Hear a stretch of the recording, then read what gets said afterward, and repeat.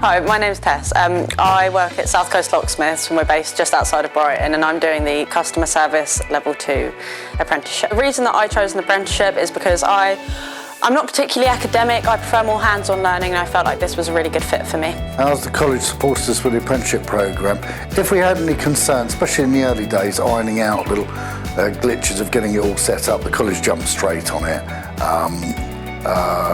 with terms and numbers and bits and bobs we didn't understand and we were too busy with. They helped us with all of that. And we get paid to have an apprentice. In my experience, people that are looking to employ apprentices, they're looking for someone that's got self-motivation and is motivated and has enthusiasm and has a nice work ethic towards their job. You've just got to be capable. It's not about what grade you came out with, it's about how you present yourself and how you do the job. Getting a proper apprentice rather than employing someone did have at least 100% more enthusiasm and turning up on time, reliability, integrity, honest.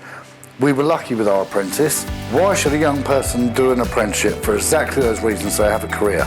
There's something they can take forward with them, they can escalate, they can move up to management, upper management, start their own companies, employ apprentices, and the cycle continues.